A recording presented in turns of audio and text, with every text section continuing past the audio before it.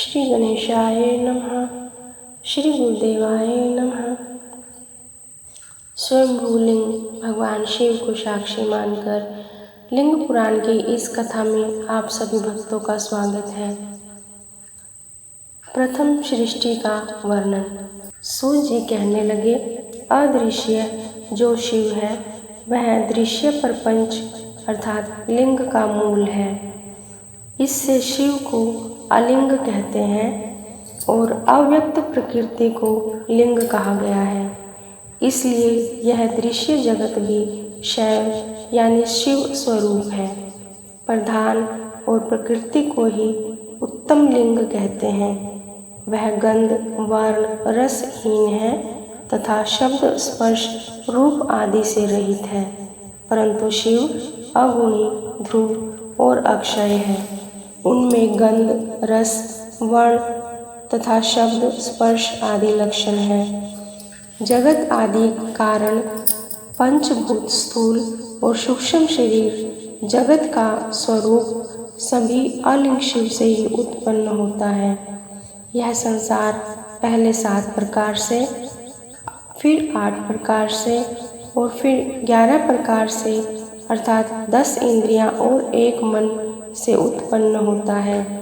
यह सभी अलिंग शिव की माया से व्याप्त है। सर्वप्रधान तीनों देवता ब्रह्मा विष्णु रुद्र शिव रूप ही हैं। उनमें वे एक स्वरूप से उत्पत्ति, दूसरे से पालन और तीसरे रूप से संहार करते हैं। अतः उनको शिव का ही स्वरूप जानना चाहिए।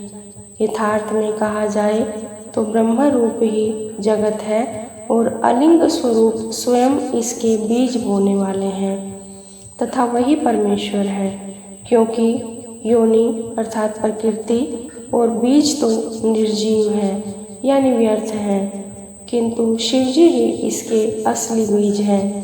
बीज और योनि में आत्मा रूप शिव ही है।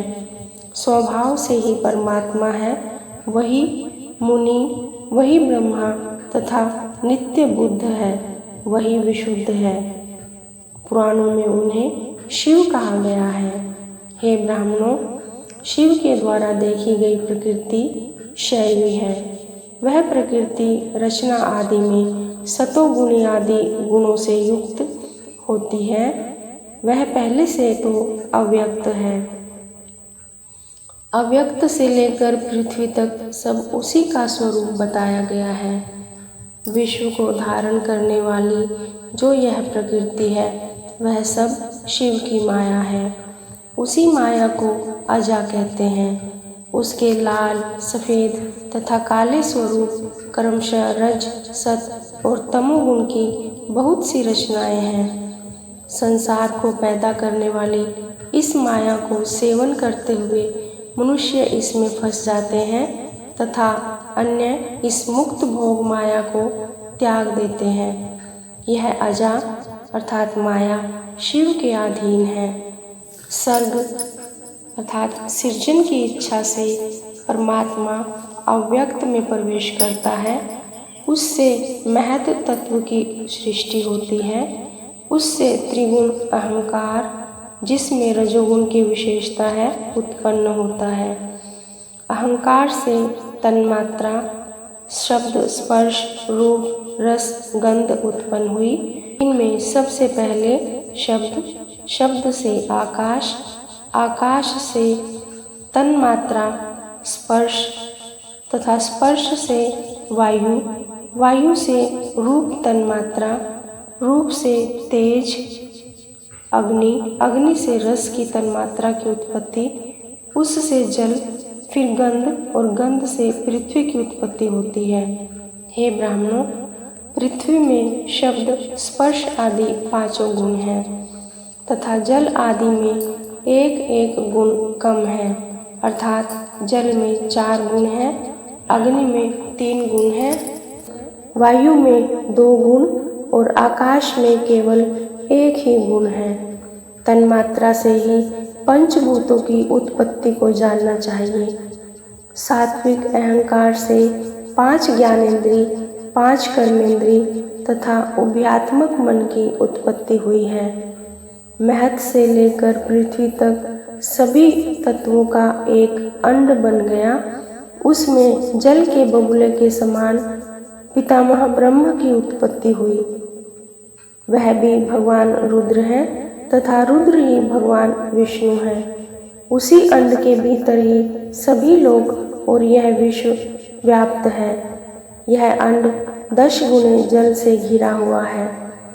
जल 10 गुणे वायु से, वायु 10 गुणे आकाश से घिरा हुआ है। आकाश से घिरी हुई वायु अहंकार से शब्द पैदा करती है। आकाश महत तत्व से तथा महत तत्व प्रधान से व्याप्त है। अंड के 7 आवरण बताए गए हैं। इसकी आत्मा कमलासन ब्रह्मा है। कोटि कोटि संख्या से युक्त कोटि कोटि ब्रह्मांड और उसमें चतुर्मुख ब्रह्मा, हरि तथा रुद्र अलग अलग बताए गए हैं।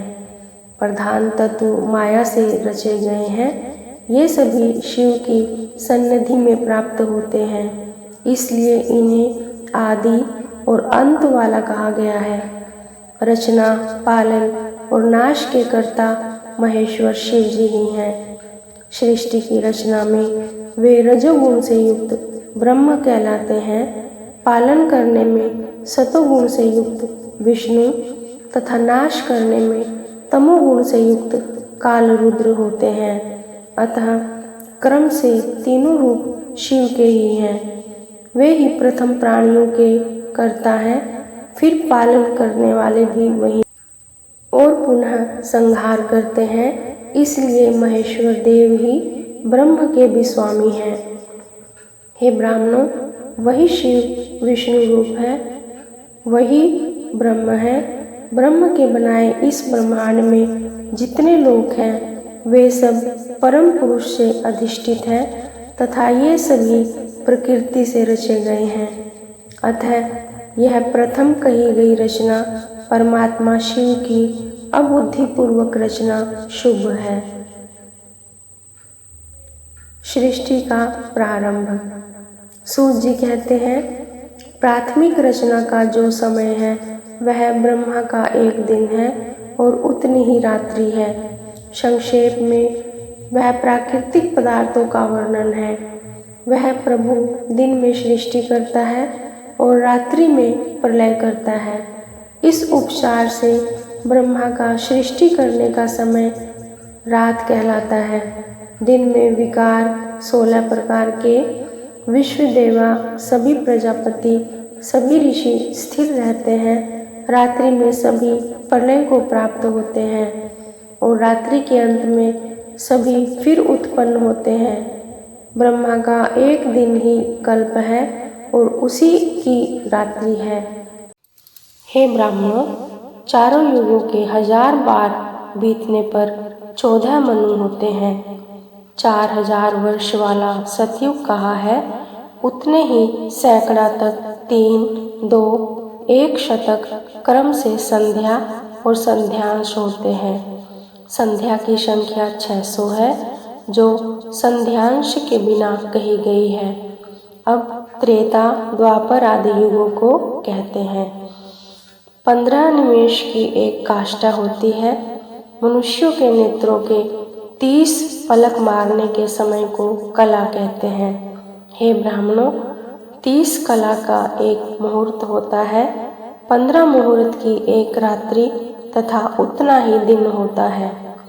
फिर पितृश्वरों के रात, दिन, महीना और विभाग कहते हैं। कृष्ण पक्ष उनका दिन तथा शुक्ल पक्ष उनकी रात है। पितृश्वरों का एक दिन रात मनुष्यों के 30 महीना होते हैं।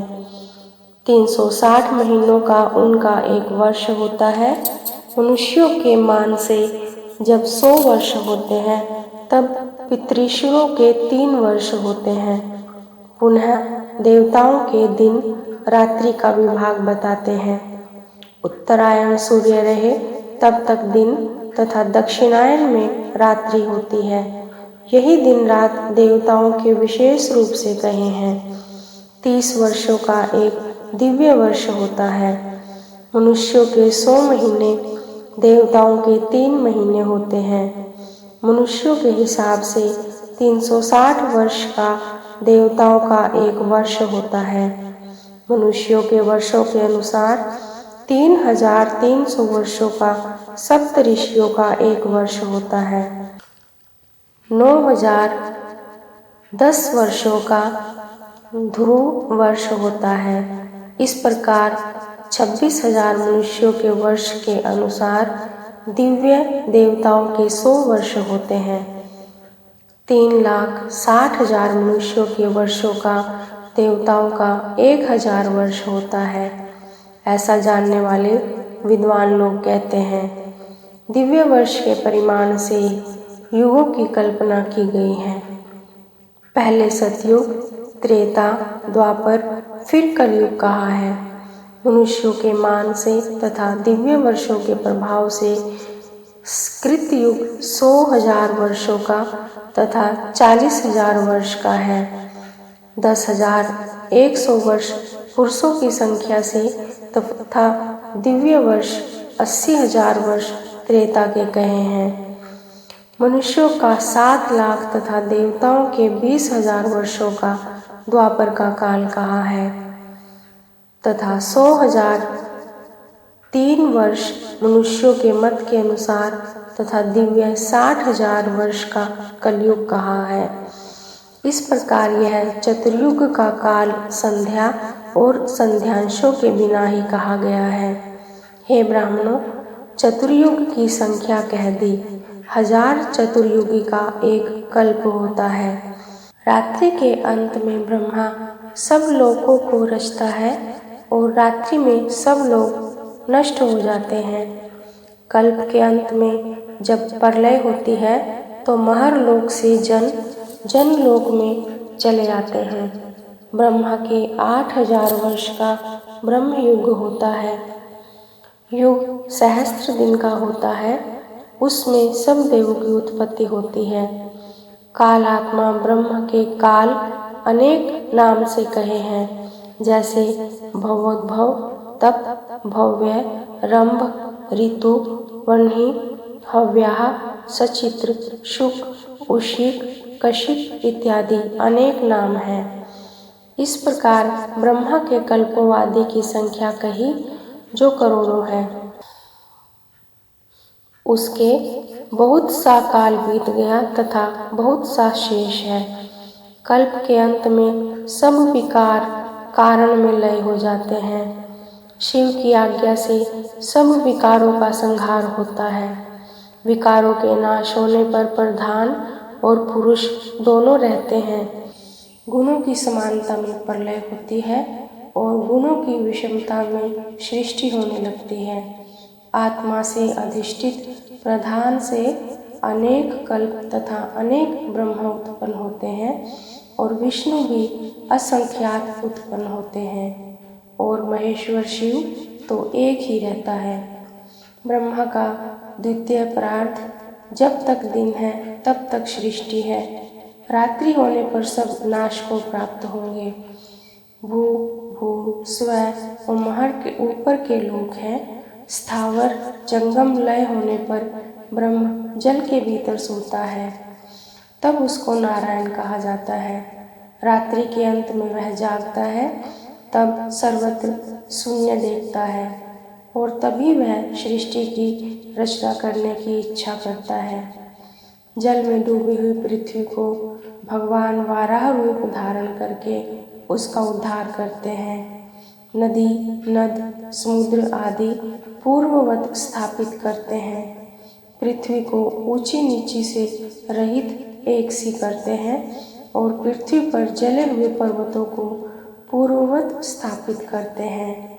भू आदि चारों लोकों को रचने के लिए सृष्टा पुनः अपनी मति इच्छा करता है। ओम नमः शिवाय। आज की लिंग पुराण कथा में इतना ही। शेष कथा अगले भाग में। श्री शिवार्पणमस्तु।